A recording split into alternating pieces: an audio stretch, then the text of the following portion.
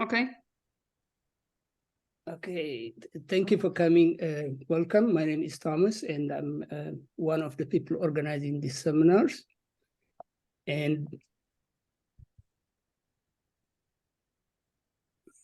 this seminar is organized by the Association of Eritrean Studies. The Association of Eritrean Studies is an independent, non-political, not sectarian scholarly association organized to generate and disseminate knowledge about Eritrea and its people. Membership to the Association of Eritrean Studies is open to anyone who agrees with the association's mission. The Association of Eritrean Studies publishes a journal called Eritrean Studies Journal in association with Red Sea Press. And this journal is a peer-reviewed, open access international journal. And the first issue of our journal is in press now, and we'll post links to the paper in our websites and in the website of Red Sea Press. And we are accepting manuscripts for the next issue of the journal. And if you want to submit papers, you can email them to us at this email address. And this is what the first issue looks like. It has all interesting topics, and you'll be able to read them in a few weeks. And as I said, membership to this organization is open to anybody interested in the association, and you can get more information about the association in this website, and you can send us email to our email address if you are interested in becoming a member. And again, if you want to submit manuscripts for publication, please email them to this address. And one of the things we do is organize seminars like what we have today. And it's my great pleasure to introduce Professor Kibra'ab Afwerki today. He's going to talk to us about sustainable water resource planning and management. Kibra'ab got his education at Addis Ababa University, where he got a bachelor's degree in civil engineering. Then he went to the University of New South Wales in Australia for his master's in water engineering and a PhD in water resource engineering from the Royal Institute of Technology in Sweden. Today, he's a professor of instruction at the Patel College of Global Sustainability at the University of South Florida. He is also the director of water sustainability concentration at the same college. Before joining University of South Florida, he worked at UNESCO International Institute of Hydraulic and Environmental Engineering in the Netherlands and the University of Asmara. He has worked in academia for more than 25 years, and he is actively engaged in teaching and research. He has taught several graduate and undergraduate courses in sustainability, water, and environmental engineering topics, and his research focuses on water resource management and water and wastewater treatment processes, particularly developing low-cost and appropriate technology.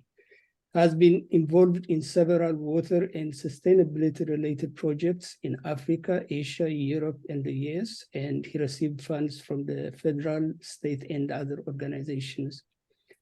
And he has published more than 30 peer-reviewed journal articles, a book, and also 4 book chapters. And again, he's going to talk to us about sustainable water resource planning and management today. And before I leave the stage to Dr. Kibra'ab, I have a few announcements. Next month, we have Dr. Mahari Zode as a speaker, and he's going to talk to us about innovation and technology of machine systems for co-production. It will be in November 18, 2023. Again, we are recording this, and please turn off your microphone. If you have, at the end of the presentation, we'll have question and answer session. And if you have a question, you can ask your questions at that time, or you can type them on the chat space and we'll read them for you. We'll ask the questions on your behalf. And we are on Facebook, Twitter, and YouTube. Check our sites, like us, subscribe to our YouTube channel, and follow us on Twitter. And if you want to hear from us about upcoming seminars and other announcements, you can send us your email address and we'll reach out to you. And our contact address again is eritreanstudieса@gmail.com.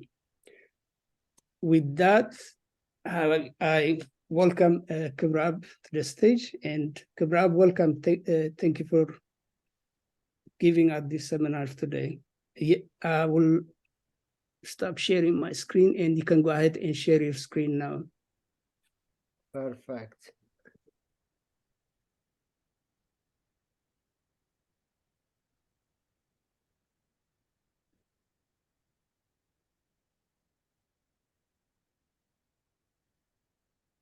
I'm trying to do that. Okay. Okay, good. See my screen? Yeah, it looks good. Perfect. Perfect. Okay, so first, thank you, Thomas, for the introduction and for the opportunity for inviting me to speak at this seminar. So today I'm going to speak about the sustainable water resource planning and management. Well, it's a very, very broad topic, and I teach courses on this in 2 semesters. So it's a full year content, but I will try to hit the key points here and hopefully convey the message in a way that is possible. I'll try to avoid too technical.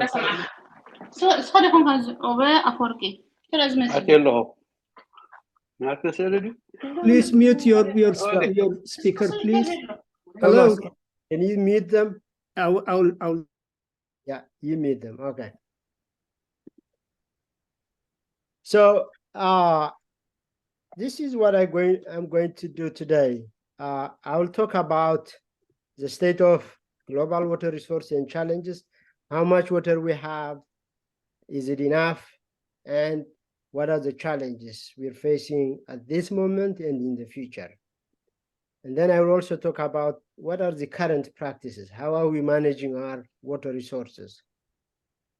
I will also talk about some trends. I mean, it's not a helpless situation, but there are some trends coming, some innovations in terms of technology and also in management aspects.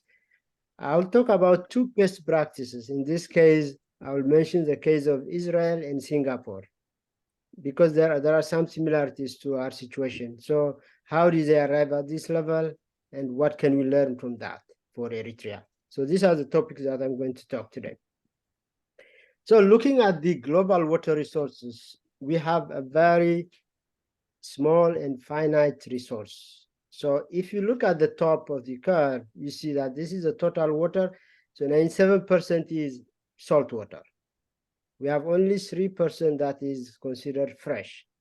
And if you take that freshwater portion and divide it into the different locations or ways they are available, now a significant part, 70% of the fresh water is in the ice caps and glaciers, so it's not accessible to us.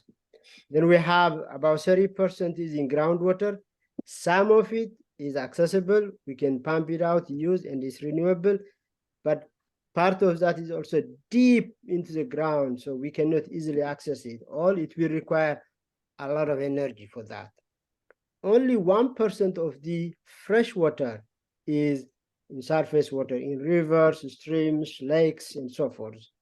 So just keep in mind that we have a very limited amount of source, and the water we have is what we have today. We cannot create water, so we need to be aware of that.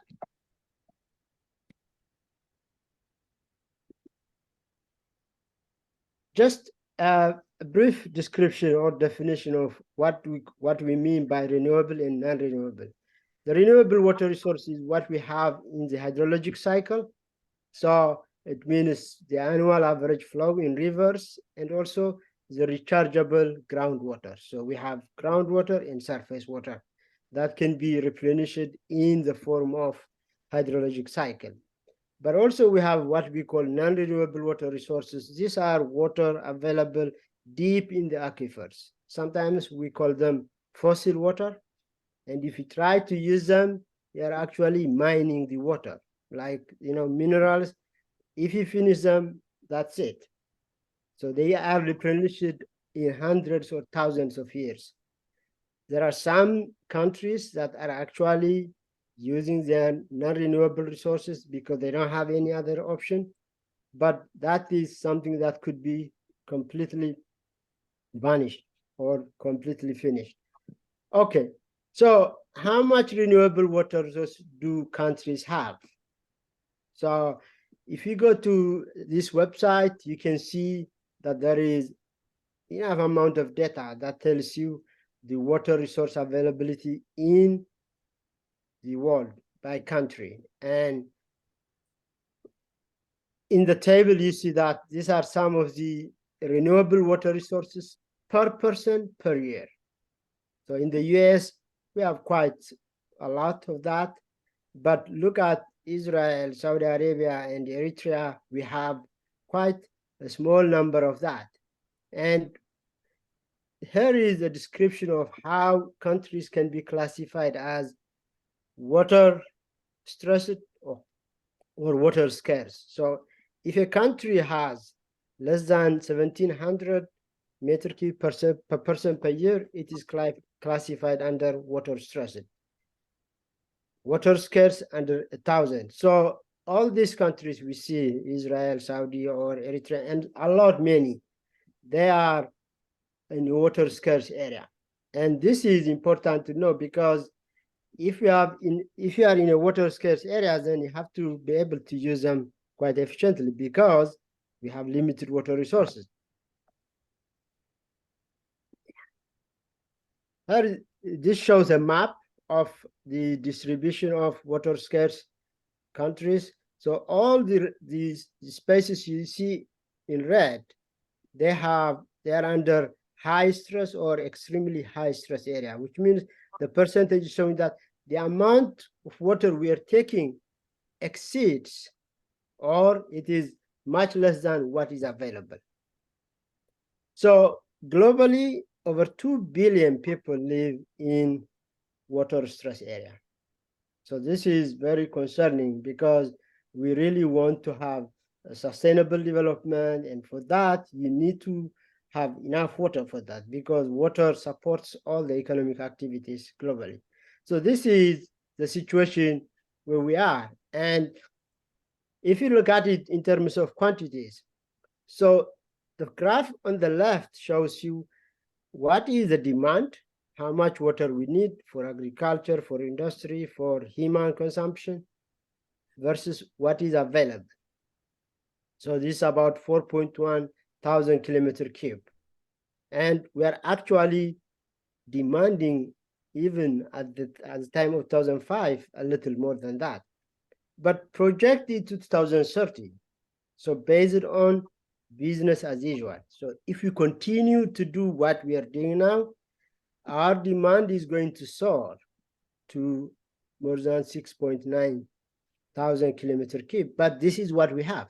What we have is about 4.2. So this is about 40% deficit. So where is that water going to come from?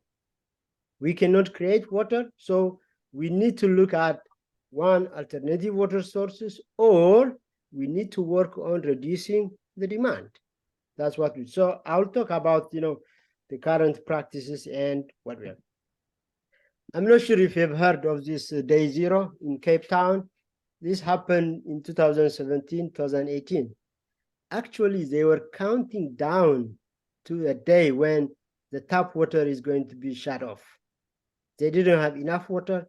They've been struck by consecutive droughts, so all their reservoirs were drying up and water was being rationed. So people were queuing to get water, just small amount.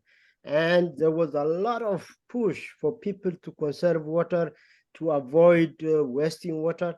And in some cases, they were actually controlling. Law enforcement bodies were going around houses to see if people are misusing their water. And the graph on the left, it shows that now there is no water, please use hand sanitizer to clean your hands. This was reality. But luckily, based on the effort they made at the government level and grassroots levels, they did all they can to conserve water, but also they were blessed with some rain at the end. So they avoided the day zero. But all the world's eyes were in Cape Town at that time to see if day zero was coming. Now they have got some relief, but it doesn't mean day zero is gone forever. If there is another cycle of drought, the same thing can happen. And it was interesting that over some years, when the drought was happening, the water consumption per person in Cape Town dropped significantly to about 50 liters per person per day. And Cape Town is one of the highly developed cities in Africa. It's equivalent to an European city. But they reduced it to 50 liters per person per day. That is in most of the developing nations. So when there is, scarcity, you need to live with what you have, and that's what happens. But after day zero was lifted, then people start to consume more. So they need to do a lot to make sure that people can live with the means they have.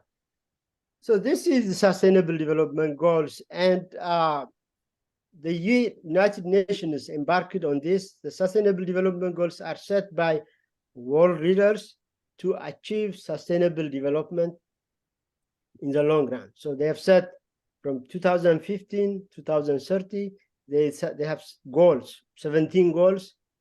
One of the goals is goal number 6. It is saying that we must make sure that everyone gets access to clean water and sanitation. But this is a report in 2022, and what they're saying is that still 1.6 billion people lack safe drinking water. 2.8 million people lack safe sanitation. And 730 million people are actually living in critical level of water stress. So basically, we cannot achieve that goal by 2030. And such level of water scarcity is actually creating some tension. And this is going to affect all the other issues. Like, peace is one of the goals. So if you have water scarcity in places, how can you achieve peace in different parts of the world? Because there is this conflict that may arise out of that. Okay, so far I just talked about, what are the states of the water at global level. But also let's look at what are the challenges that we are facing now and in the future. Population is growing. That's why the demand is going to grow significantly. Also, most of the population growth is happening in the developing economies. And look into China, India, and Africa, where the living standard is currently now low, but as the economy grows, they are also going to require a lot of water. They will need shower in every room. They will have to have lawns, swimming pools, and so forth. So the water demand is going to grow exponentially. So population has exceeded the 8 billion. Last year, I think in November, we have exceeded 8 billion, and it's projected to grow based on these scenarios. So we're going to hit the 10 billion come by the end of this century. And remember, we have only that limited water resource, the freshwater resource, but the demand is going to grow. Our infrastructure is aged. We'll lose a lot of water through leakage and other means, and climate change is going to exacerbate this situation. It is going to make it very, very difficult. How does it affect us? Well, it's going to create droughts and flooding. And the increased temperature will make us lose a lot of water through evaporation, and it will also impact the water quality. And when it is, stormy and the frequency of precipitation is increasing, there will be a lot of flooding, and that flooding brings a lot of pollutant to our water resources. And sea level is rising. And when the sea level rises, what happens? Salt water creeps into our groundwater sources. So in the coastal areas, groundwaters are becoming more and more saline. The salt content of the groundwater is becoming more salty. And when it's more salty, you cannot drink it, you have to desalinate. And that is energy intensive and expensive. So we keep this in mind that we have challenges now, but also it's going to get much worse. And yet, our practices are unsustainable. We are actually using the 19th century approaches. What are those? For example, we are using water once and discharge. For example, we're taking water from our dams, our groundwater, and distribute it to cities. At city level, we generate wastewater from our toilets, from our showers, and that is taken by a wastewater treatment plant and send it to a river or other water body. So this is linear. You take the water from your source, you use it and create waste and dump it. We need to really think in terms of how can we actually close the loop. But this is how our cities are planned, designed, and plumbed. We use drinking water for all purposes. Can you imagine using the most pure water to flush our toilets? That's what we are doing. We invest a lot of resources to clean that water from the dam, from groundwater, and bring it to our house and flush our toilets. We need to move away from that. But this is how our cities are planned. This is how we are actually using. Stormwater is viewed as a problem. Whenever it rains, we want the ground to be dry as quick as possible, which means we have stormwater management systems where every water drop is collected in manholes and piped into the river and so forth. So it is a problem, but actually stormwater is one of the clean waters that we can actually use if we can keep it within our area. Our institutions are not integrated. We have departments for water, department for sanitation, department for stormwater, and they are not talking to each other. They plan on their own. But if we really think about the water system in a city, all water is one water. The stormwater is a good source of water. The wastewater is 99.9% clean water. Only the 0.1% makes it a wastewater. But can we remove that 0.1% and bring it back to our city? But our institutions are not working on that. They are not collaborating. They are not integrating their operations and their planning. And our education system reinforces these practices. So, at universities, we are educating people to specialize in a particular area. So we have people who specialize in drinking water, in stormwater, in wastewater. We are not teaching them to see the big picture. They don't really look into it. They specialize in that area and they think only that way. And if you go to the ministries, the departments, and so forth, they are trained that way and they operate that. Then if you bring in new ideas, it becomes challenging. But our education system should also understand these relationships and probably prepare students to think that way. So that was our approach, but also our practice is very, very wasteful.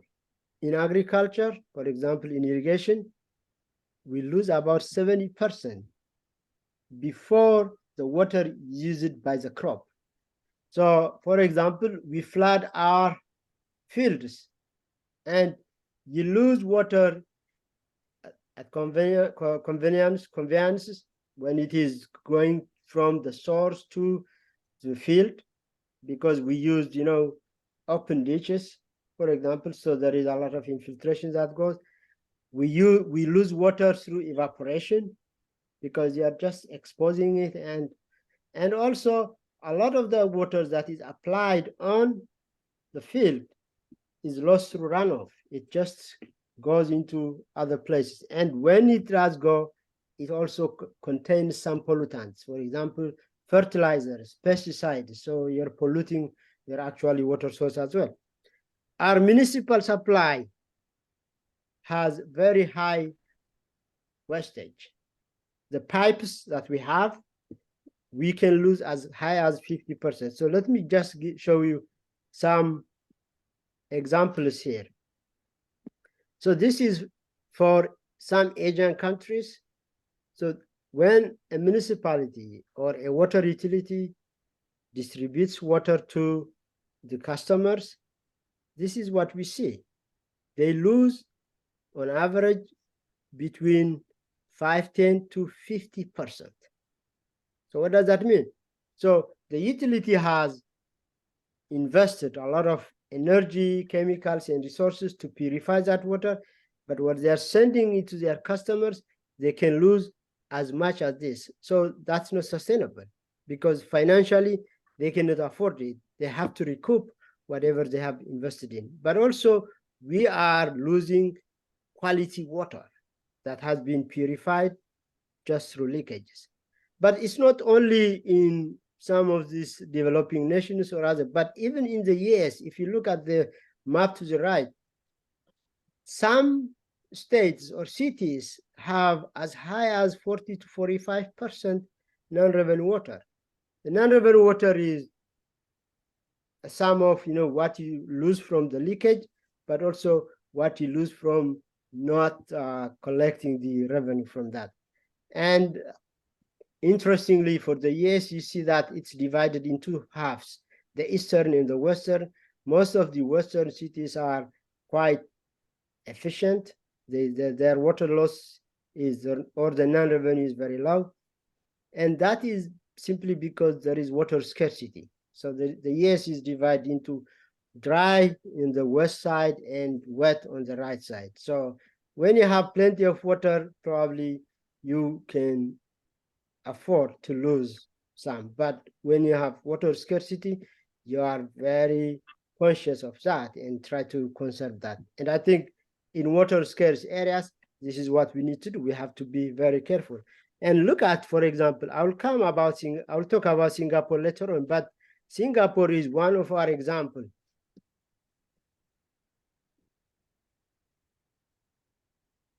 Where the non-revenue water is very low, 3 to 5%. And they do that because they know what it means to not have water. I will talk about that a little later.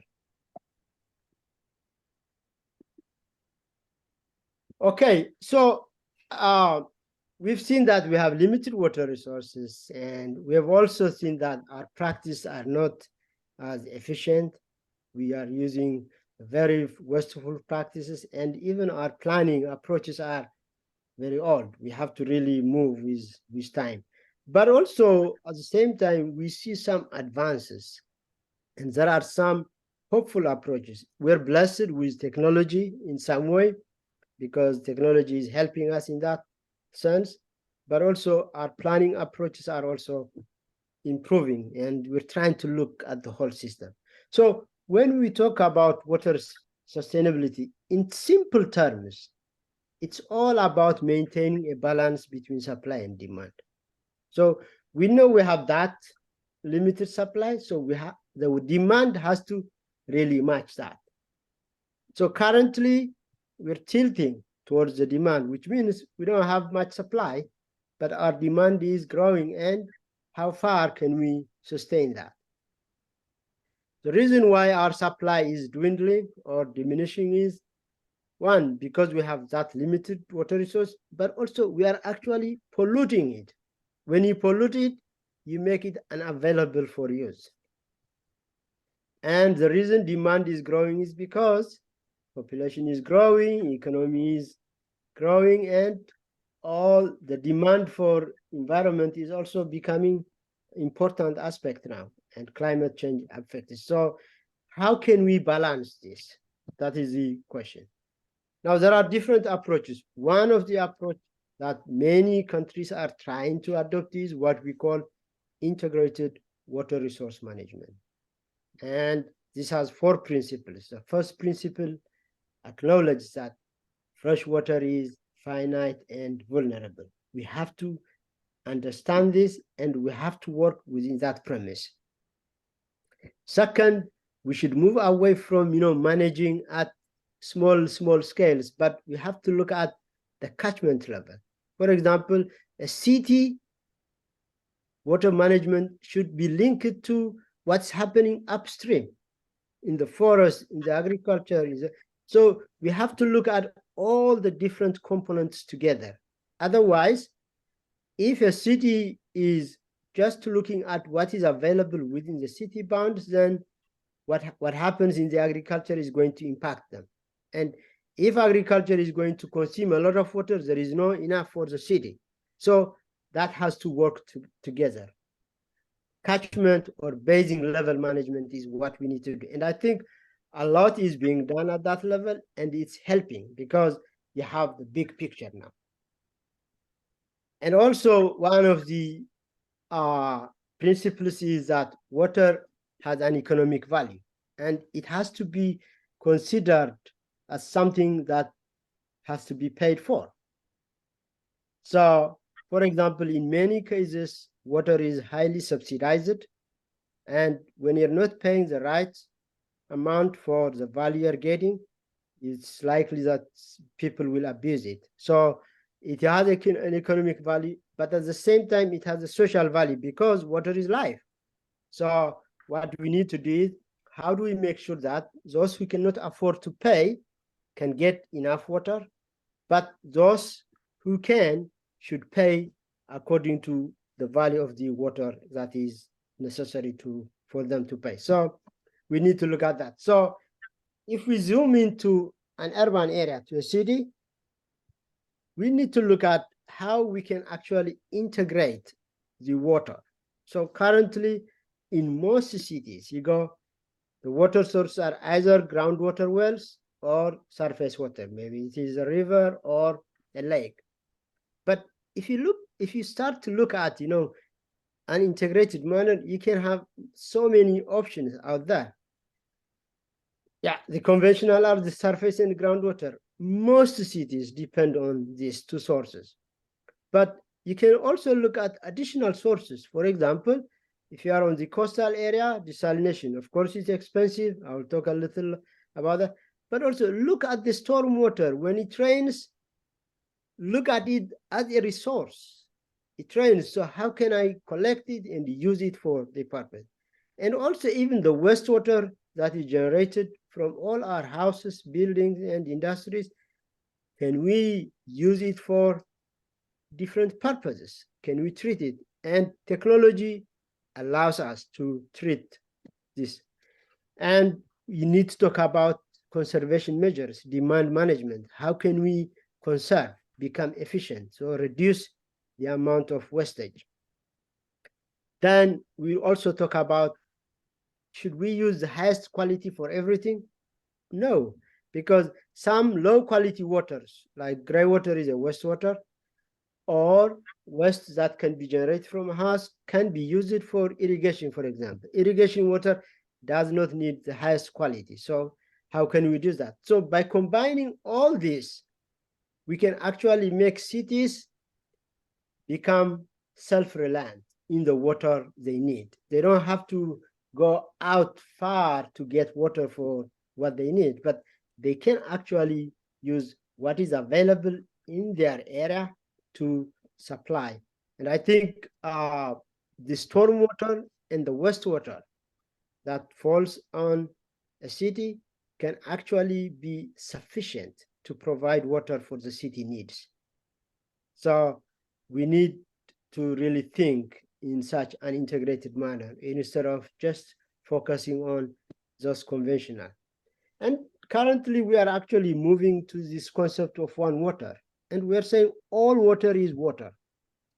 The storm water is probably one of the most clean water, it just rains, and you can do simple treatment to provide to your people. The wastewater is, like I said, 99.9% clean water. So cities are now realizing and trying to manage all these resources collectively. And what we need to do is that we need to set up institutions that work that way. So I think we have a number of examples all over the world where they're trying to bring the water, the wastewater, and the stormwater departments into one unit. And if you do that, then you can manage the whole system holistically and effectively. But also, you can integrate these different water, wastewater, and stormwater. But I think we can also even go beyond the water sector. Water is related to energy sector. It's related to the food sector. So we need to actually change the way we think, the way we plan our water systems. We have to look at all these sectors together. And we talk a lot about this term, water, food, energy nexus. And this is becoming a very important term. So don't really plan for water only, because water is needed for food, for energy. Energy is needed for food and water, the same. Food is also part of the water and energy. So we need to think out of the box. We need to look at how these sectors can be worked in an optimum way. Otherwise, what we do in the water could be impacting the energy and the food sector negatively. So here we're talking about this nexus. The energy, the water, and the food, they are all related. Just one example here, how water and the energy are related. For example, we need energy to pump water, to supply to our customers. We need energy to treat the water and the wastewater. And also we need energy to heat and cool our water systems. The same way there is a feedback loop where water is also important for energy.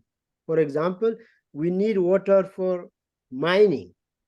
If you have mining sector, you have to understand that it is tightly related to the water. So you have to budget it. We need water to generate power through hydro and also thermoelectric. In fact, in the US, for example, the largest water consumption is for power generation. So the energy sector cannot plan without talking to the water sector. We're also looking nowadays that the wastewater we generate actually has a lot of organic content that can give us energy. We can harvest energy from our wastewater. So they are closely linked, and our planning cannot avoid or ignore this relationship. So that's why we need to look at this nexus approach, water, energy, food. Only through that we can make a sustainable use of our resources quite efficiently. So far they were at operation level, but I mean at the planning level, but also at advancement in operation. We are looking at a lot of advances in terms of water efficiency measures. Technical, so we're talking about drip irrigation. We are talking about low water consuming shower heads. And here we're also looking at low water, high efficient toilet flushing mechanisms. In this case, actually, this is interesting because it is a sink here. So you wash your hands, but that water is collected to flush the toilet. So such technologies are also out there. So this reduces, by the way, water we use for toilet flushing is about a quarter to 1/3 of water use in our houses.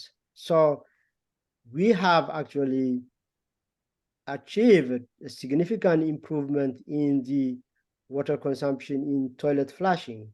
I think initially we were using, the old toilets can use 13 to 14 liters per flush. Now we're talking about 3 to 4 liters. So that is on our side, the technology. At policy level, we need to really put some regulations on how water should be used, whether there are some incentives and penalties for people who abuse the water use. That is also possible. And education, awareness raising is very important. Just one example, Windhoek is, this is in Namibia, and they are basically in the middle of a desert. And they have high water stress. And what they have done through water demand management is they reduced their consumption from 200 liters per day to about 130. This is significant. So consider 500,000 population. If they can reduce this amount, then their water demand can reduce significantly. We need also to talk about alternative water sources. So what we talked earlier was the freshwater resources that is available either in rivers, in groundwater, but also we need to look at alternative water sources, and there is a lot of progress made on here. One is seawater, the wastewater. This is locally available and significant amount of water that is there for us. We need to harvest rainwater from our roofs or from catchment level. Even in some cases in hot areas, when there's a lot of air conditioning system, you can even collect the condensate from that and use it for different purposes. In terms of wastewater reuse, we have, I think in the last decade, we have seen significant progress in that case. People and cities who are struggling with water scarcity have actually resorted into using their wastewater. So they use wastewater, they treat it. So the technology is out there. We can purify the wastewater to the highest quality possible. The technology is there. The problem is public acceptance. If you ask people, here is a wastewater, we can treat it, can you drink it? Many people would say no. This came from the toilet, this is nasty, whatever. But in terms of the quality, I can guarantee you the technology is out there. We can purify the wastewater to make it drinkable. Our challenge is, how do we make people accept that? So what people have done is to make, sorry,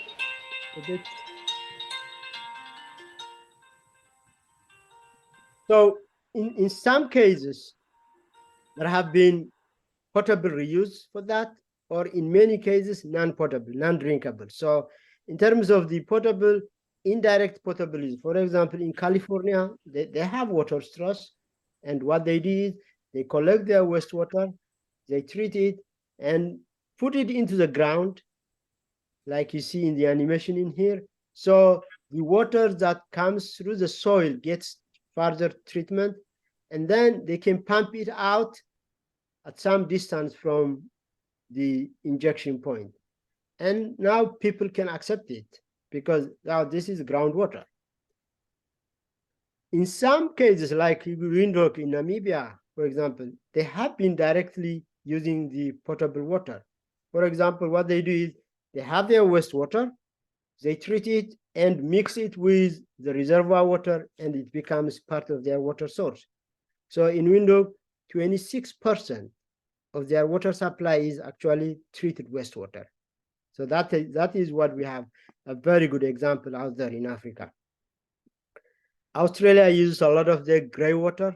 So grey water is all wastewater except the toilet. So if you separate the toilet from the rest, so the water that comes from kitchen, from shower heads, from dishwashers, that is gray water. That is less polluted, and you can locally collect it and do some treatment to use it for non-potable purposes. For example, you can flush your toilets or you can water your gardens.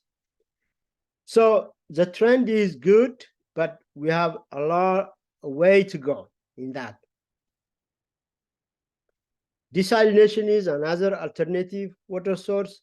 I think we've seen in the last decades that the capacity or the amount of desalination plants is growing exponentially. And that provides us an opportunity to actually consider. And here, the table below shows the cost. Now, one of the main reasons why desalination is not widely used is because it is expensive. It's energy intensive.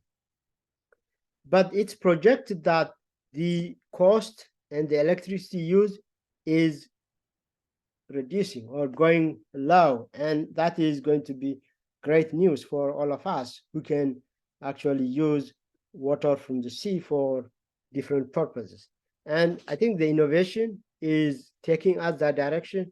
So in material science, in renewable energies, that's going to really get us there. Then, in fact, the desalination is very expensive because it's energy intensive, but there are some examples where they use the untreated seawater for some non-potable uses. One example is Hong Kong. So in Hong Kong, 80% of the toilets use seawater for flushing. You've also seen in Avalon, in California, where they use seawater to flush their toilets, and they use it for firefighting. One of the issues with untreated or raw seawater is the corrosion, and you have to work with the material for that. So you have to use corrosion-resistant material for that. So this is basically, you have the sea, and you pump it and distribute to all the toilets and other purposes you want to use. You don't need the treatment for that. That treatment makes to separate the salt from the water is very expensive. But like I said, the cost is, going down, and that is something that gives us hope where this can be used. Rainwater harvesting is another alternative water source. So currently, what we're doing, we're just getting the water out of the way. So collect it through underground water pipes and send it to the river. But we can collect it at household level and use it for non-potable uses, for toilet flushing, for laundry, and for gardening, and so forth. And we're seeing a lot of progress in this. In some parts of the world, for example, China, India, now they are actually instituting that new buildings must harvest their water. So when they are designed and constructed, they must include a water harvesting system. That could be reused here, or it could be reused for gardening or whatever. In fact, in my office, a very huge building, we collect the rainwater and we flush our toilets with that one. So we have 300,000 gallon underground. We collect all that rain comes and we treat it to some extent and take it back. So all our toilets are flushed with such collected rainwater. You can also collect rainwater at the catchment level. In fact, nowadays you already hear these sponge city designs where they're trying all possible avenues to create permeable places where water can actually soak into the ground, and you can use it to grow grass and beautify your city. And this has multiple advantages. One is it avoids flooding of your city. Second, when it's infiltrating down, it is purified, so you are not polluting your water sources. And third, you have available water that you can use actually. So in many places nowadays, they're collecting their storm water within their city bounds, and they're trying to purify it and use it as drinking or non-drinking water source. So all these are alternative waters that we are using and quite useful in that sense. So now I will talk about, two best practices, Israel and Singapore, where they come from, what they have done, how they achieved what they have achieved so far. So Israel is, like I showed you earlier, it is renewable water resource is very low, in the 200s. It is in a highly stressed water zone. But recently they have moved from a water deficit to a water surplus. Actually, now they're producing 20% more than the water demand, and they're selling it. They sell it to Jordan and other places. How did they do that? I think there are a lot of factors, and it took decades for that. They planned a long time ago, and they persistently followed that they did. One of the key innovations that Israel do is that they have a national water system. They are not planning, for city one, Tel Aviv, Jerusalem, whatever, but they look at the whole nation. And their distribution system is such that it is connected, integrated, so that they can transfer water from surplus to a deficit area. So they can actually manage their water really well. They know how much water they have. They know how much water is needed where. So they have this integrated water distribution system.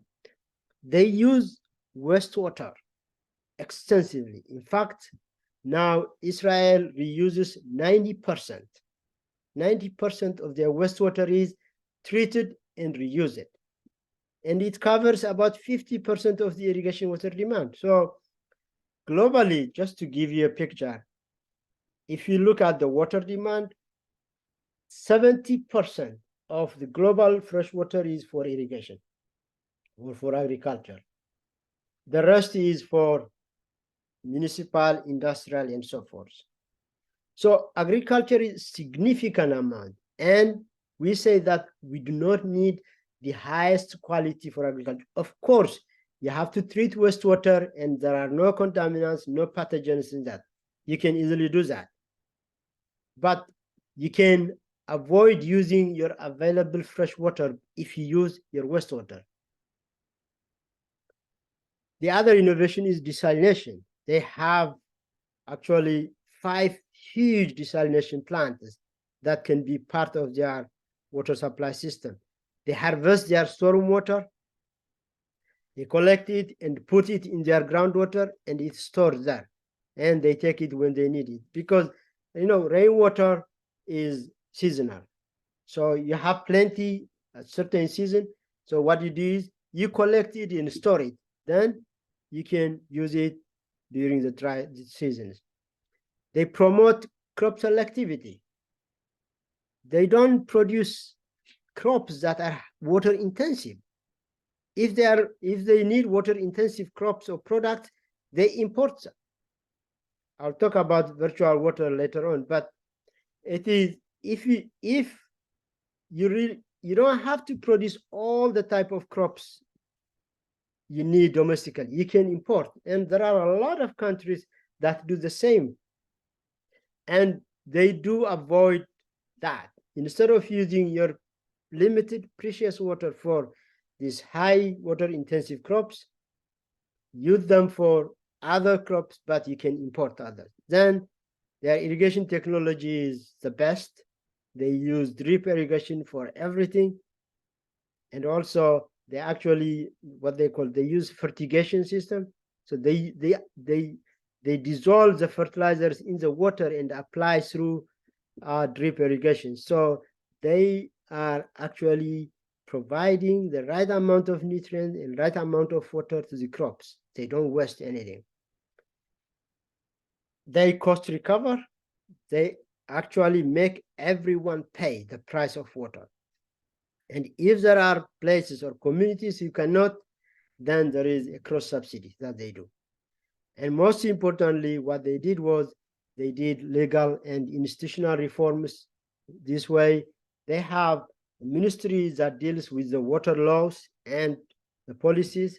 Then there is an entity that actually implements that in terms of, providing permits, controls how people or organizations use water. And there is also an organization that actually delivers. So they have this, what they call Mekarot. Mekarot is the bulk water supplier. So all water supplied in Israel is done by this organization. It's a non-profit, but make sure they recover their cost and provide water to everyone.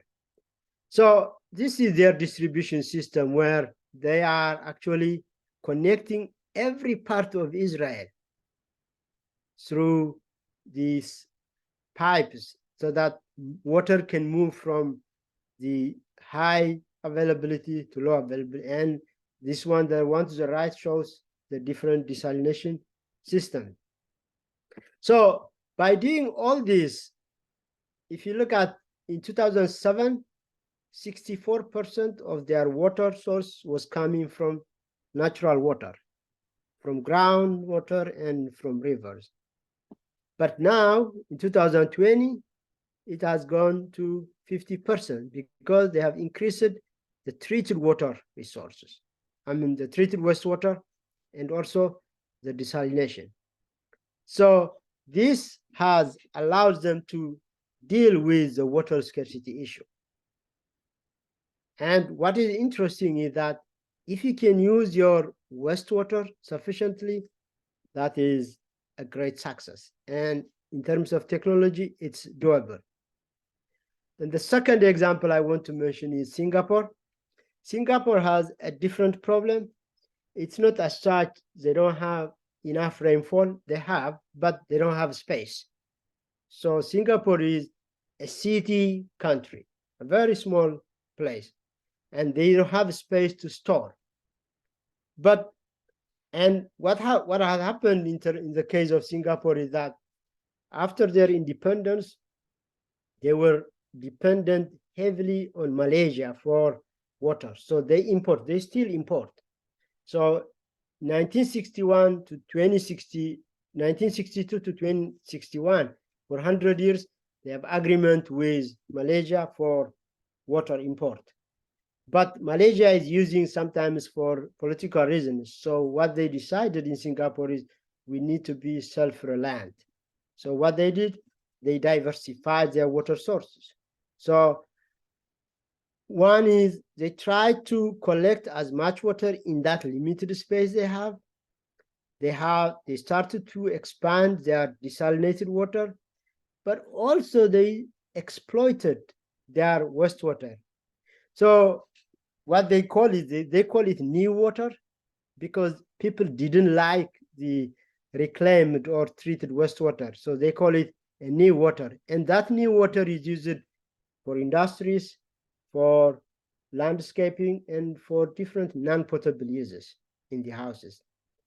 So their idea is that before 2061, they want to be independent from Malaysia so that they can supply all the water they need from within Singapore. So how do they do? How do they do that?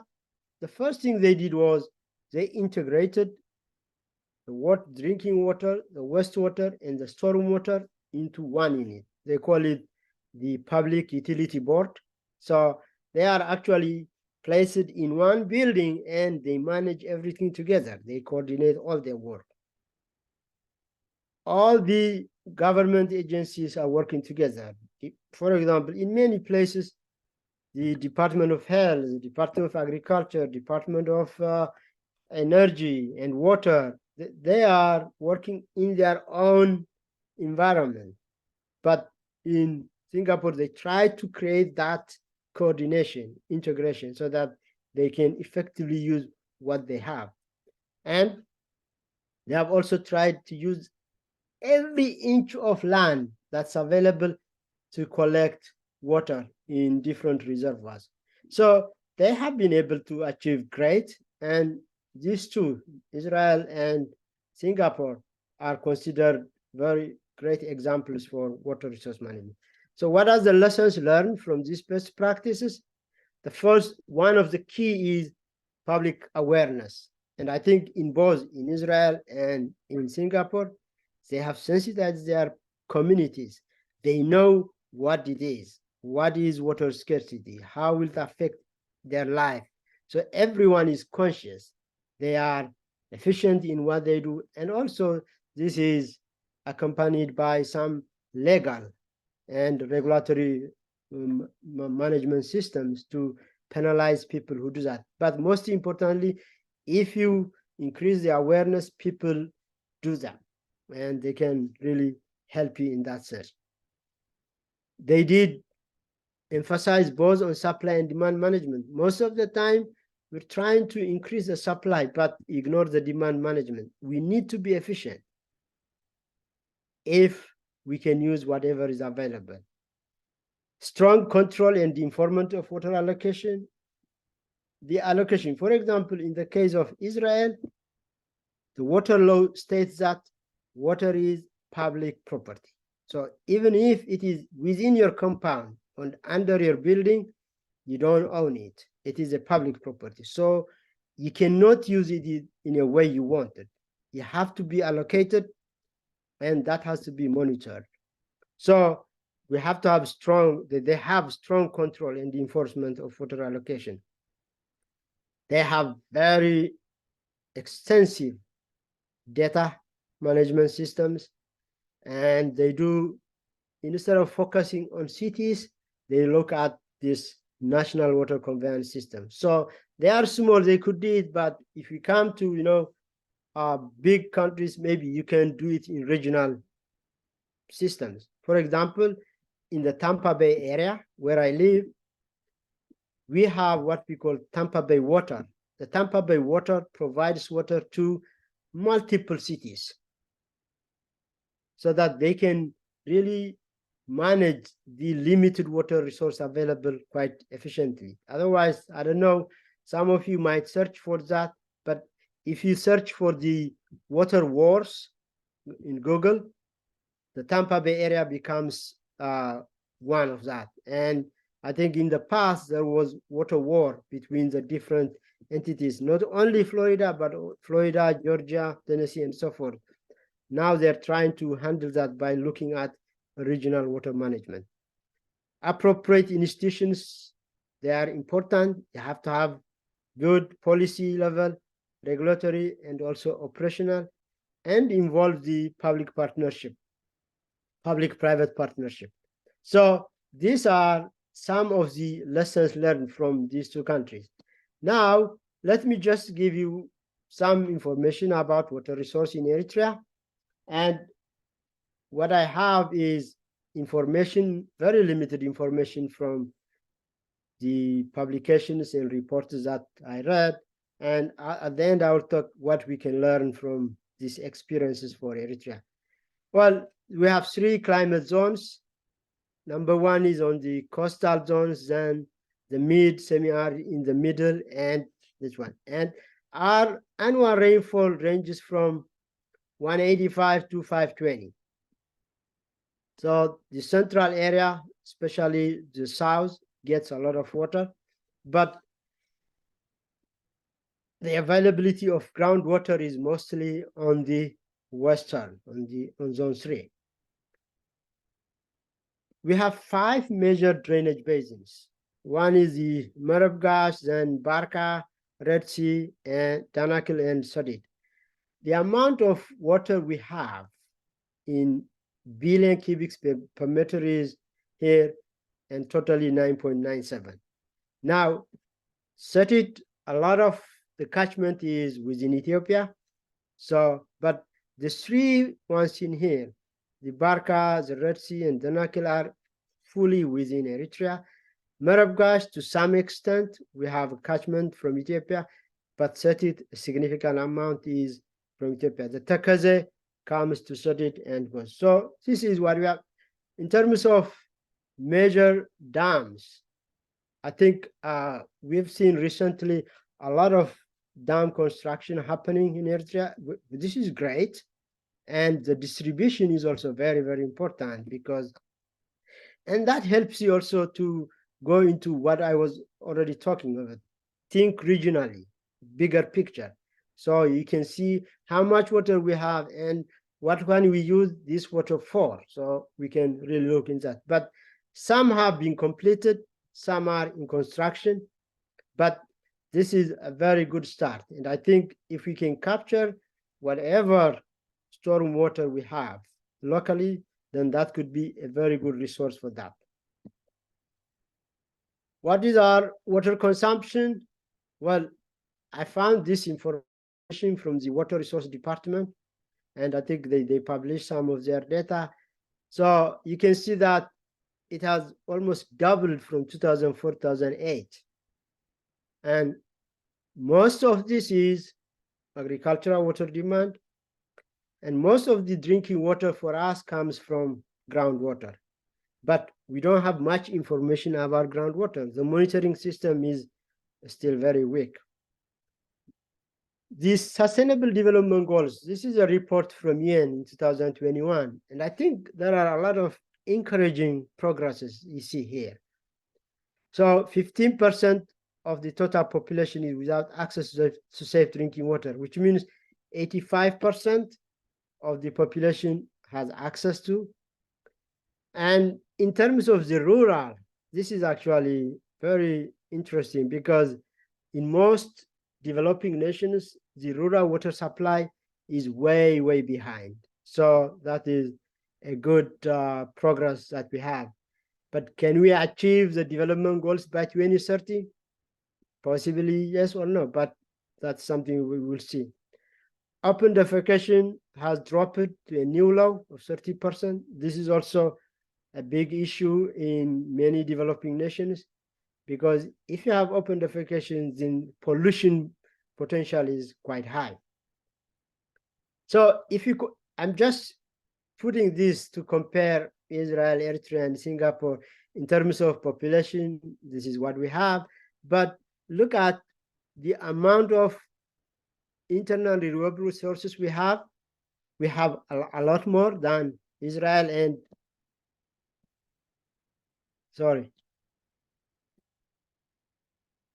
and also in terms of per person amount, this is, but if these two can do what they have achieved from water deficit to surplus, then why not us?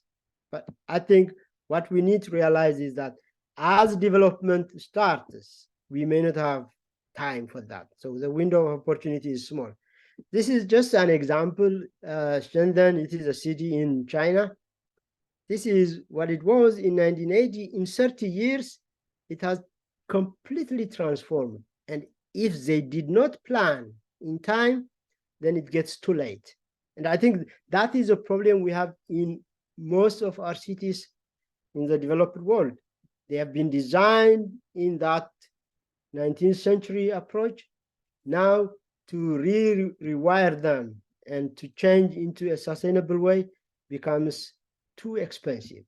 So you cannot really change. So we have a short window of opportunity. We need to plan accordingly. Some suggestions for Eritrea.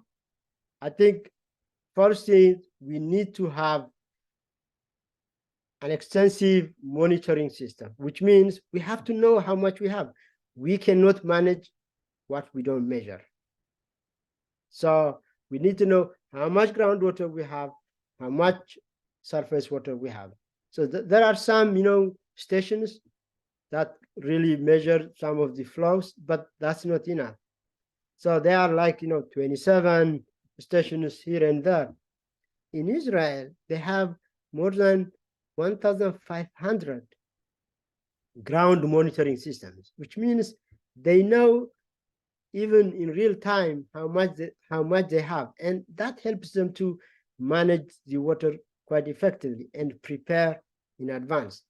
Second, another suggestion is we need to develop a national water budget, and this is basically how much fresh water we have, how much alternative water sources we can use, and then what is the demand, how we distribute. But also we need to look at the virtual water. Virtual water is basically water embedded in products. For example, if you are producing certain crops, you need some water.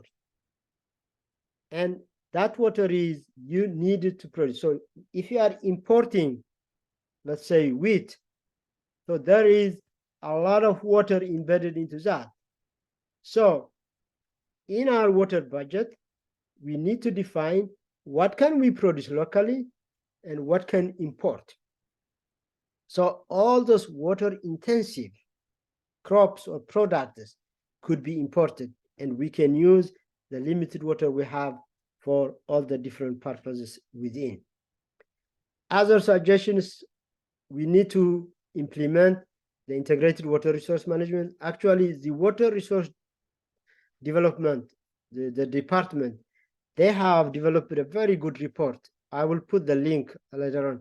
And they are saying that we are going towards integrated water resource management, and they have provided a lot of suggestions what we should do in terms of that. We need to do that. Implementing the integrated water resource management helps us to actually look at our water resources holistically. We need to set up the right institutions. So I think this is probably a good time for Eritrea to really look at what is our water law, what are the policies, how are we going to manage that so that we can really make all the right decisions in advance. We need to have a holistic water management approach, like I mentioned earlier, but also we need to build capacity, not only in infrastructure policy, but also in human resources. We have to have, centers for water education. And most importantly, we have to develop public stewardship. I think now there are a lot of these reservoirs or dams being built or constructed, but I'm not sure if people are made aware how they should use them. I mean, if you have plenty of that, you can use it in any way you want. But when you are working on the supply side, you have to equally work on the demand side. So people need to be aware of how they do it. And the most critical way to do that is through incorporating water education in curriculum. For example, currently I have a project where we go to Ghana and we include some water projects in their curriculum, in their K-12. So these are important things we need to do. And when you have, put this information into the young generation, then it becomes easy to develop the public stewardship. Singapore is very well known for that. Everyone is responsible for every water drop that comes into their way. Sorry if this was a little long, but Was great, yeah. Okay. Thank you, Gaurav. Yeah, this was great. Yeah. If anybody has any questions, then we can, Gaurav would answer your questions. Raise your hands and I'll call your name.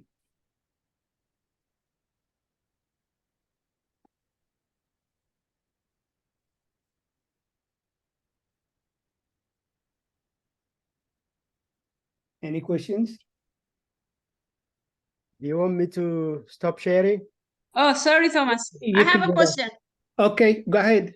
Yeah. All right. Thank you for the presentation. It was beautiful. I personally learned a lot. But when you were talking about, I'm not sure about water conservation, not how everybody, but how we can recycle, or I don't know, some change we have to do. There was a part where you said women's role, but you skipped that one.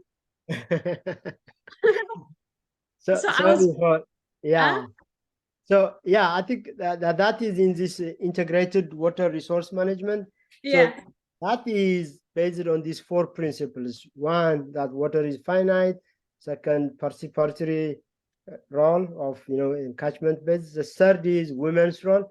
It's simply because women are most responsible in terms of water management in many developing nations. You know, I mean, children will have to go and fetch water Yeah, and they cannot attend the school. So that also brings attention to the integrated water resource management. So women have to be part of the stakeholder. right. So when we are making decisions of water in that perspective, you need to include women as part because they know what it takes for water, and they are also the ones who manage the water at home.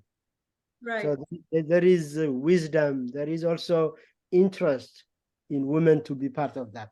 But sorry Yeah. for not talking a lot about it. No, I can't figure it out because women deal a lot with water, like, running the family. Yeah. So thank you. But my second question is, you said where you work at the institution, you Mhm. said you guys save some rainwater, then use that water to flush the toilets. How do you do that? I mean, I know how you do it, but how do you do it? So basically, when they start planning for that building, Uh-huh. they made a decision that we need to make this building a sustainable building. So there is what they call leadership for energy and environment design. So our building is rated as gold Mhm. LEED building.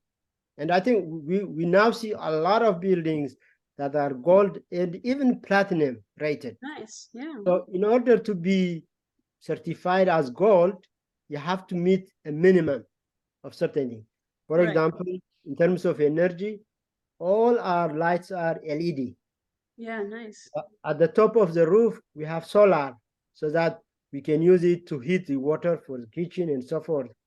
And in terms of water, we need to harvest the rainwater. I think in Florida, between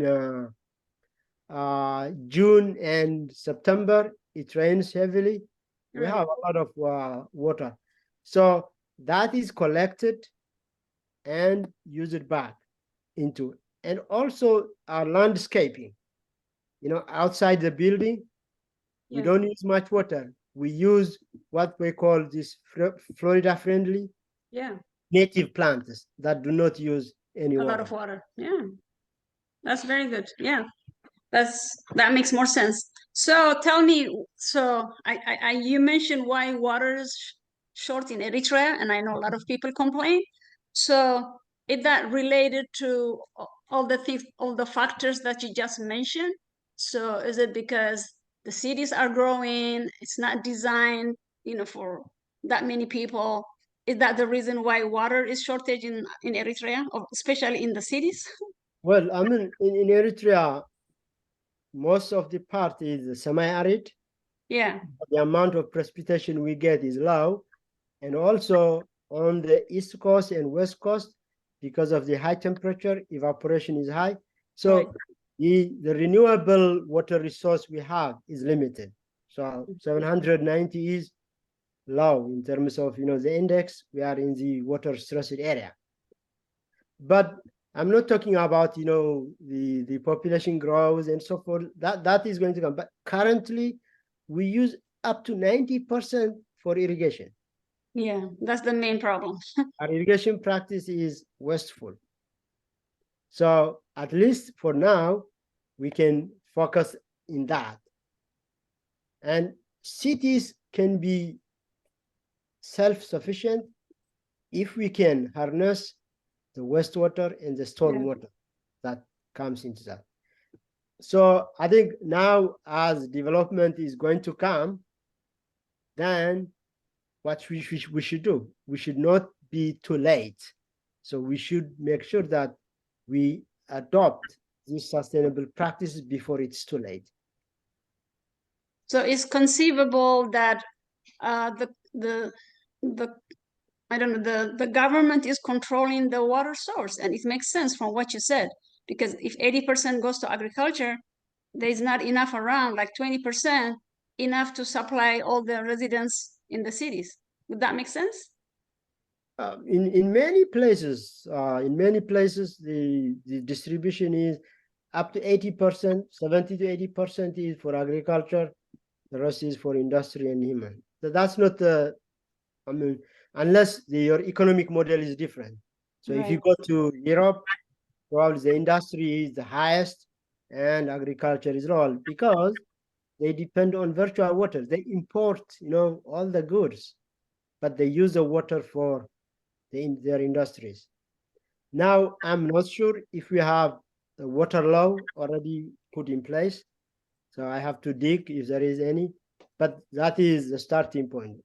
If there is, if somebody can tell me, that's good, but that's what we do. And institutionally, we have to set up how we are going to allocate water and how we're going to control that. So would it make sense to say that as it is now, probably it's better to import everything from other countries because we don't have water until we modify how the agriculture, water usage, and everything is set. Doesn't make sense. Not really. I mean, look at Israel. I mean, our internal renewable water resources much higher than that, but Yeah. they produce their own, but use a lot of recycled wastewater. Yeah. But you have to be strategic in that. What you need to import, I mean, you have to be rich to import everything. Yeah, it's not. Okay, thank you. You're welcome. Thank you. Any other questions? Would I be allowed Yes, a sir. walk-in question? Yeah, go ahead. Okay. Well, you did a good job. I really appreciate it. It was very enlightening. And I'm not in the area of hydrology, but I do overlap in a lot of things from what you were talking about. I have a couple of things I would appreciate if you mentioned them. One is when you were talking about desalination, the use of energy is a major limiting factor. And that's why most of the desalination is done in the Middle East, where they have a lot of energy. But one of the problems with desalination is the problem of the brine. Disposing or taking care of that in itself is a pollution. And it would be nice if you can mention that for everybody. And the other thing that was not mentioned, I'm sure you cannot cover every part of it.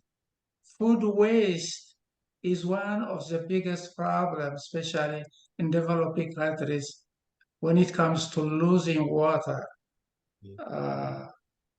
And regarding the Eritrean issue, the 53% of the population have improved water. I think that seems to be a stretch to me because from my own readings, 53 is too high relative to what I know in Eritrea. Unless we water it down, what we meant by improved water, which in this case is a relative term. Okay. One thing that I appreciated is that now that you made me feel like I have to come, I have to do the effort, even though my wife was insisting that I come. Because he has a passion for water usage, everything. Yeah. Actually, I have a small project that I'm working, but it's not there yet regarding water. So on the human capital aspect, how do we go around that? How do we go about that problem? Given the limited resource we have, that's one of the problems that I see. In Eritrea? Yeah. Okay. Okay, a number of really good questions. So I've tried to jot down the questions. One is the desalination in terms of energy. Yes, it is a very energy intensive. So that's why it's not common in many places. But I've been reading, I think, an article lately that geothermal could be way for Eritrea and it has potential. And you can do desalination in two ways. One is with reverse osmosis, where Yeah. you have to push the water through Yeah. a very fine membrane, but also you can also use thermal in terms of, evaporation and distillation. And with thermal, because you have hot liquid, you can actually, the cost, there was a comparison between, the cost of desalination using geothermal, that is low. So that is one. Second, solar, as it getting, much more, efficient, that is a possibility. So yes, it is a limitation, but the potential is there. And I think the reading I got is that Eritrea has huge geothermal potential, and that could be a way to some extent. In terms of the brine, Yeah, that that's is, right. so the brine is basically, what happens when you desalinate seawater. I'll just give a little explanation to the audience as well. Yeah, yeah, So you have high salt concentration in the seawater. So what you're trying to do is you're squeezing out the water out of that, and you have a very high salt concentration behind. That is called brine. So where do you dispose that? Where do you send it? So in many places, this is a challenge, but they try to send it deep into the sea, which could be costly. But also there are good examples how others have done.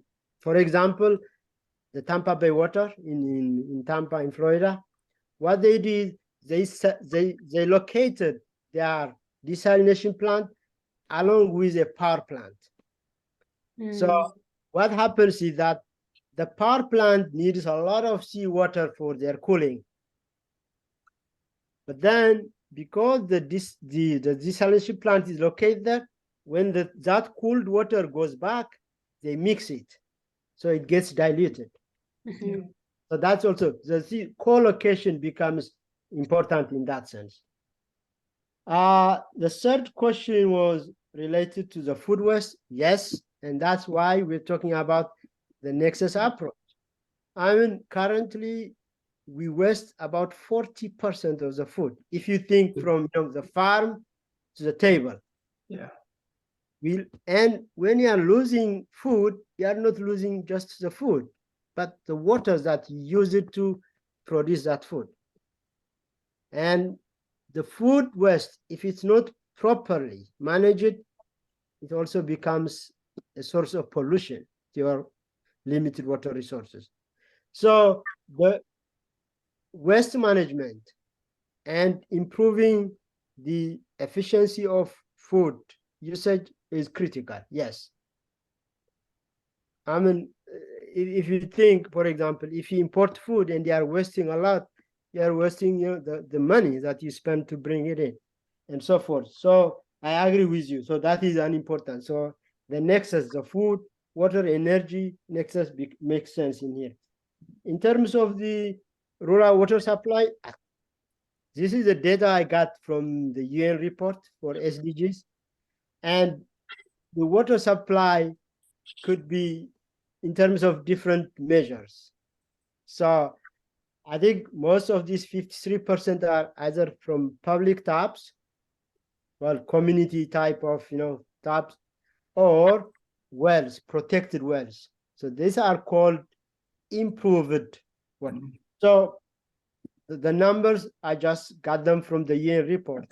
But yeah, it could be contested, but I'm not sure about that. In terms of human capital, yes, I think one point I want to make is, for example, at the higher education level, we have this Eritrean Institute of Technology. So the closest to water is the civil engineering. Yeah. And those students are educated, with water management, but not really in depth. So probably having a water institute that fully focuses on water aspects, from engineering, from management, planning, policy, and so forth, that could be very useful in my sense. But also, I think the water resource department has a unit, but I don't know how much they are doing and how many people they are educating for that. But I think we have to embed it into our education system in higher education and possibly create a water institute on its own or attach it to the civil and environmental engineering. Thank you. Thank you. Okay, Mahari, go ahead. Mahari?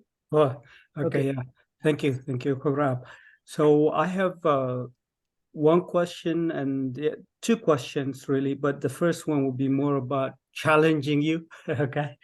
So you had shared that 90% of water in Eritrea is used for irrigation. Okay. Yeah, that's right. I understand there might Agriculture. not be a reliable data, Yeah, the same.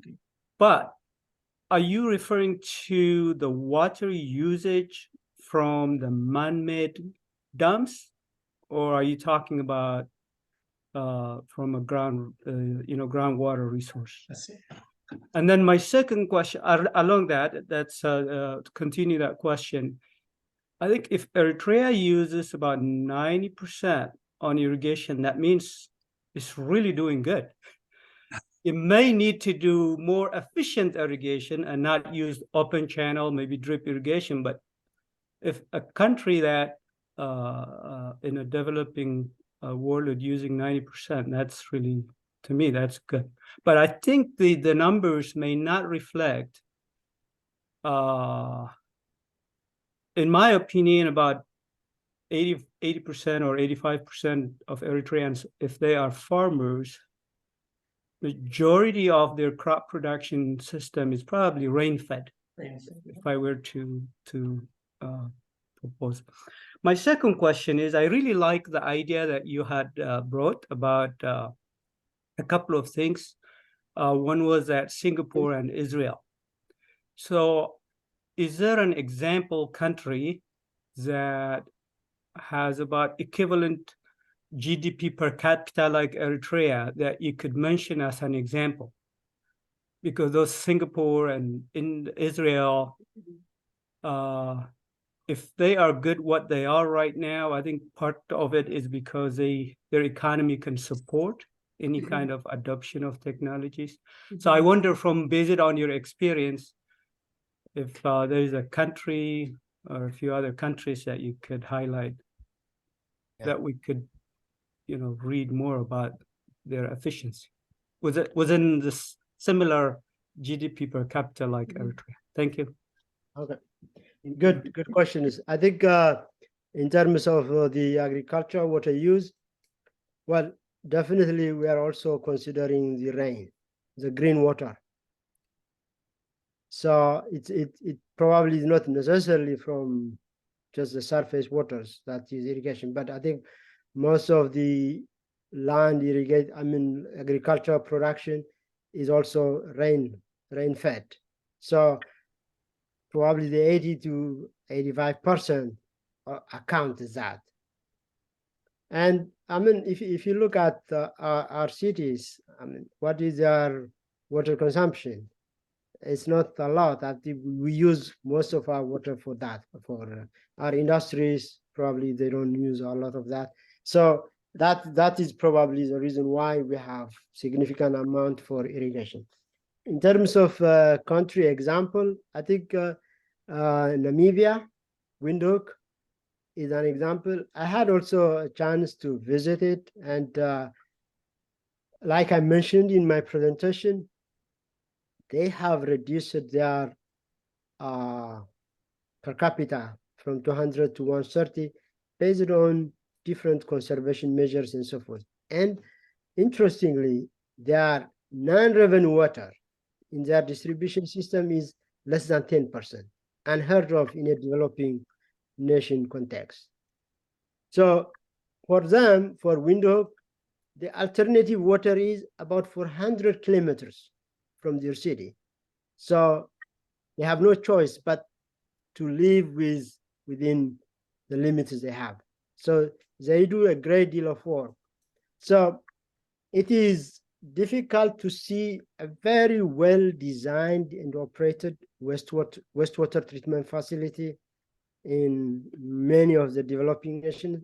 But if you go to Windhoek, their wastewater treatment plant is very effective, and that's why they reuse direct potable water. And as far as I know, Namibia is the only country that actually uses treated wastewater for potable purposes.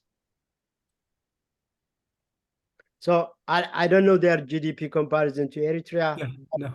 At least an example in Africa that is doing something we can learn from. Yeah, thank you. Yeah, I think Namibia maybe got its independence somewhat around the same time that Eritrea got its independence. Am I right? Yeah, which is good. Good example. Yeah, thank you. Thank you, Mahari. Dr. Gabriel, go ahead. Well, thank you very much.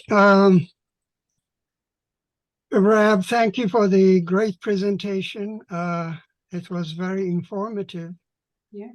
And my question is, you said that about globally speaking, about over 95% of the available water is salty water, which implies then that desalination might be our best bet for the future.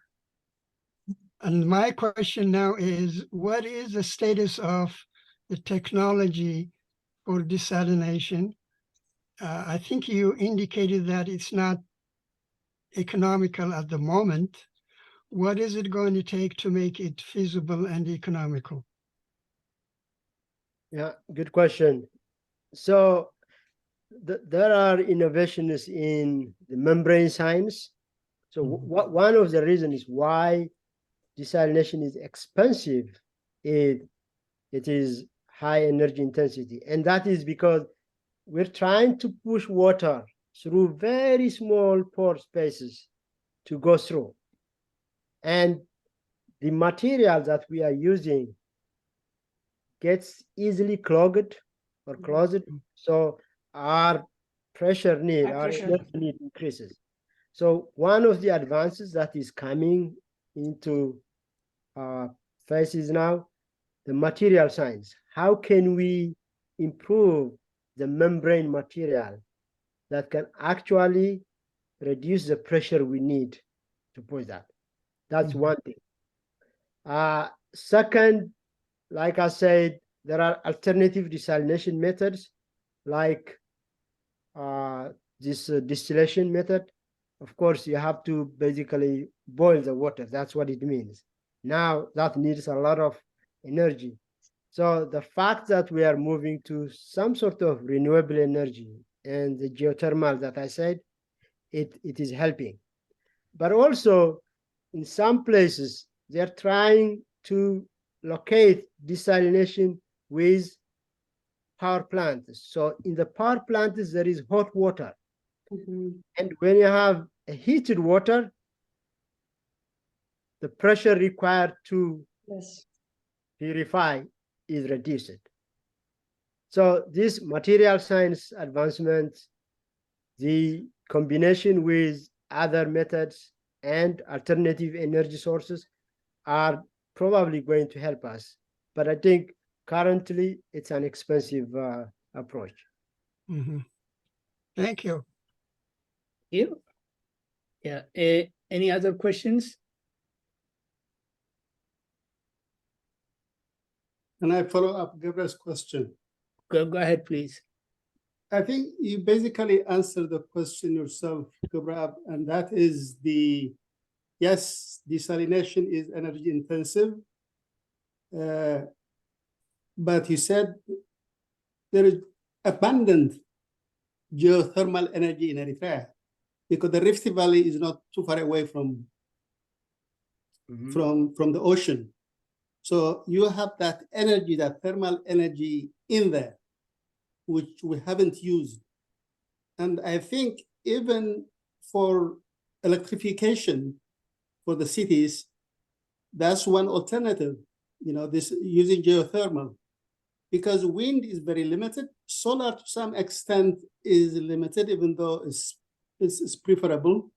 But geothermal is what we have abandoned. And it's a small country, so the transportation aspect of it would not be that great, the cost. So there is another also thinking that you can use plants to desalinate the water, some sorts of plants. On one hand, you grow those plants, they desalinate, and then you have a clean water. Yeah. Thank you. Yeah. I mean the energy, I mean, in terms of geothermal, it makes the desalination through distillation system or thermal system a little cheaper than Yes.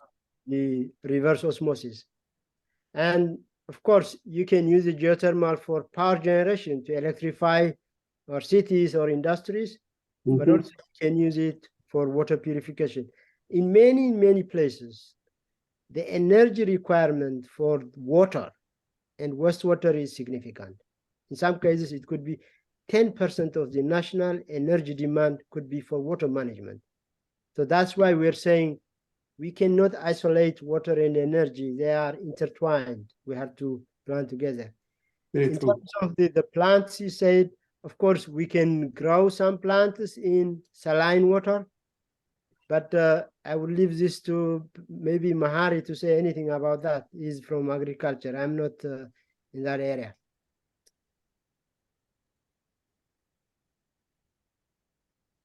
Okay. Dr. Gabriel, do you have any other question? No, Okay. done. About Mahari. Well, I'm going to ask you a simple question, and I hope so. Kabrab, again, thank you. All right, thank you, Kabrab, for all this work that you've done over the years. You're a very knowledgeable person.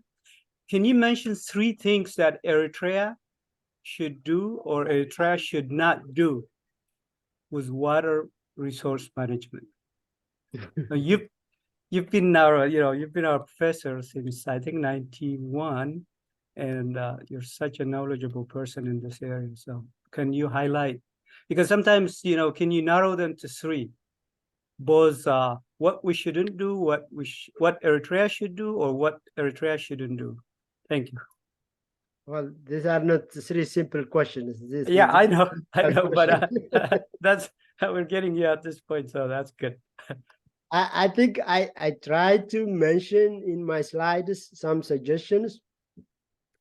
I think that the first thing is this institutional arrangement. So the water policy, the water laws, and setting up the right institutions to plan and manage. That's important. I think there is such in place. You have the Ministry for Water and Environment, and we have the Water Resource Department also there. But how do they work? For example, if you take the example of Israel, how they set up that, it could work. So we have at the top level that deals with the policy. Then we have a regulator that looks into the allocation, what water goes to where, and if you want to take water, you have to get a permit from that. And at a certain level, you have the one that manages or operates the system. That is key. Once you have that, then try to get the budget, water budget for the country. So how much water we have, where is it, in what form, then you can equate it to the demand. Then it helps you to manage. And the third thing is capacity building. Infrastructure development is one, but also human resources.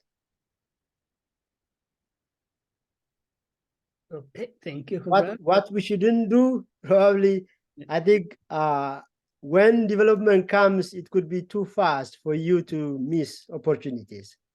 Okay, thank you. Okay, Kabrab, there is a question on the chat from Abel Takhaste. If you can read it.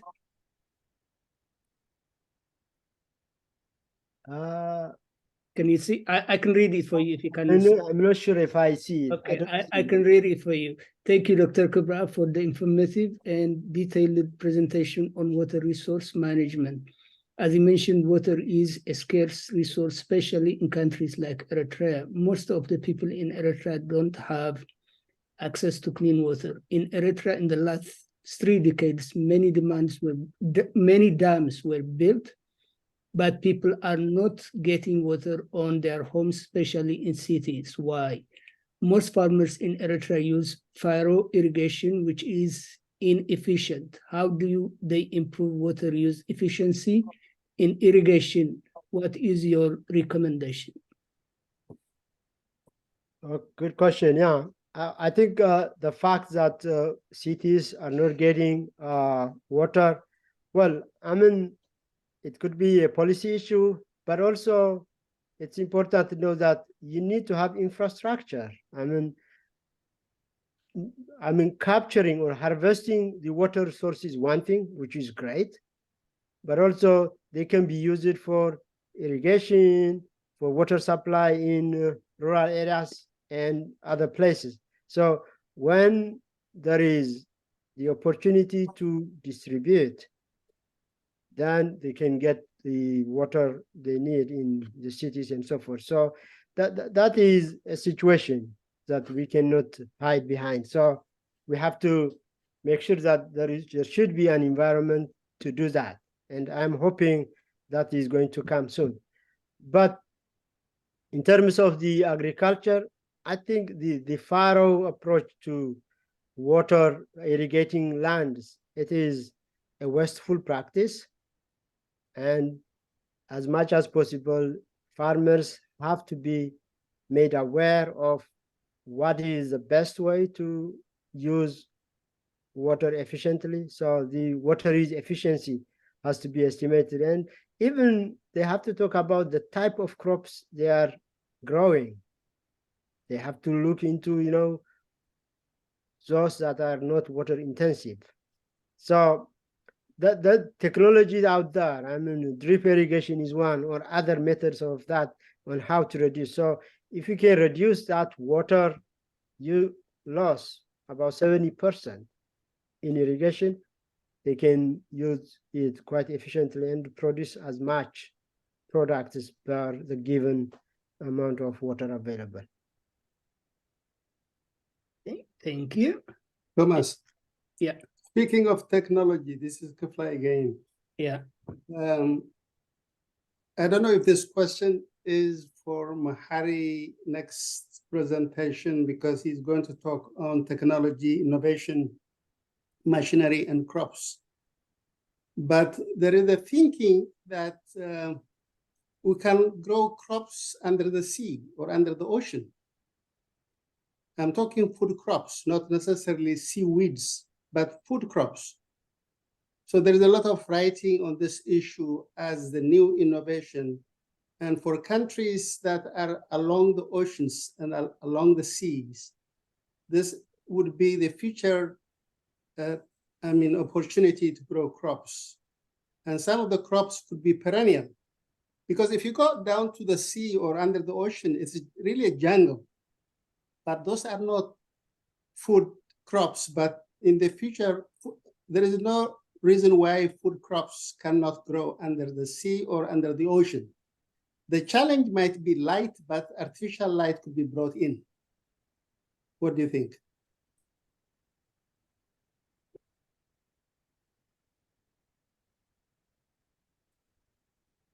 Any comments, Kubra? I think this is probably for people who are in the agriculture sector. But I think one thing I might say, it's not necessarily related to water, but you can produce biomass, whether it's in saline water, sea, whatever. And you can use it for different, biomass is what we need for everything, for energy production, for food for animals, whatever. So, but I would revert this to the agriculture experts.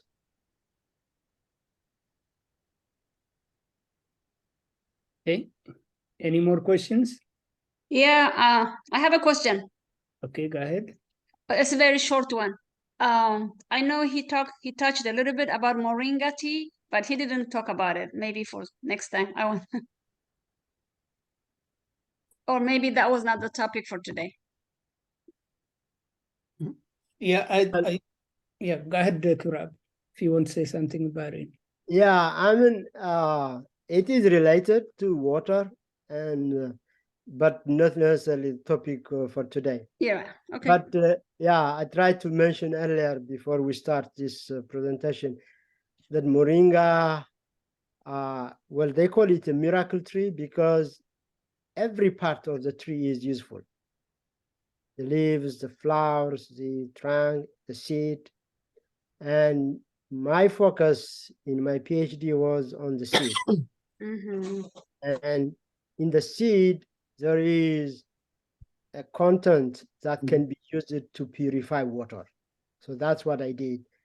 And what we did was we tried to find what is it? What is in the seed that purifies? So we isolated it. We found out to be a protein, Mhm. a positively charged protein. And that could be used similar to what we use in our conventional water treatment process.